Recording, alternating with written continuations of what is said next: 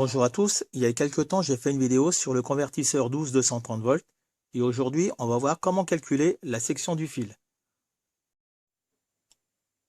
Là on parle des deux câbles qui partent de la batterie et qui sont reliés au convertisseur, c'est donc l'entrée 12 volts.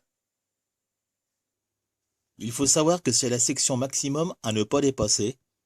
Il est donc prudent de prévoir une section légèrement supérieure à celle calculée. Donc on va calculer pour une tension de 12 volts, mais on peut changer facilement la formule pour une tension de 24 volts.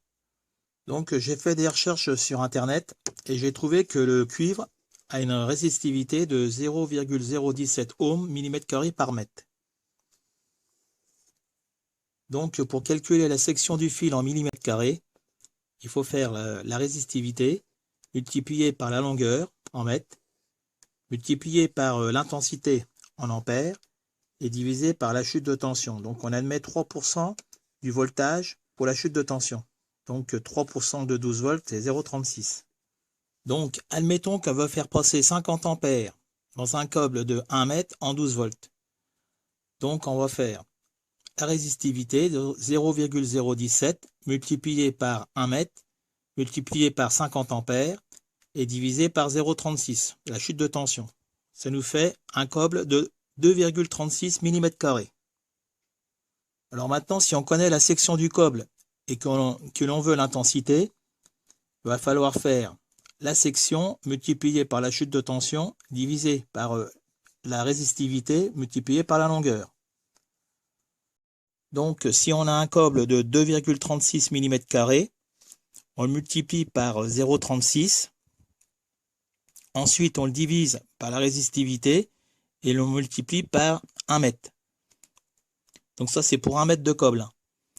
Donc ça fait 0,85 divisé par 0,017, ce qui nous donne 50 ampères. On peut faire passer 50 ampères dans un câble de 2,36 mm² en 12 volts pour une longueur de 1 mètre. Il faut faire attention quand on parle de la longueur du câble, c'est pour le plus et le moins. Donc si on a 1 mètre pour le plus, 1 mètre pour le moins, ça nous fait 2 mètres. Donc il ne faut pas oublier de mettre 2 à la place de 1. Donc quand on parle de longueur, là, c'est la longueur totale. Donc mon convertisseur, c'est un 2000 watts. Et il y a deux câbles de 50 cm de 16 mm² qui sont livrés avec. Donc on va calculer pour voir si ça va aller. Il est capable de fournir 2000 watts en continu. Donc j'ai deux câbles de 50 cm de 16 mm², donc ça fait 1 mètre. Donc la formule, c'est que 16 mm² multiplié par 0,36 de chute de tension, divisé par la résistivité, par 1 mètre. Donc ça nous fait 339 ampères. 12 multiplié par 339, c'est-à-dire P égale 8, ça nous fait 4068 watts. Donc là, ça sera largement suffisant.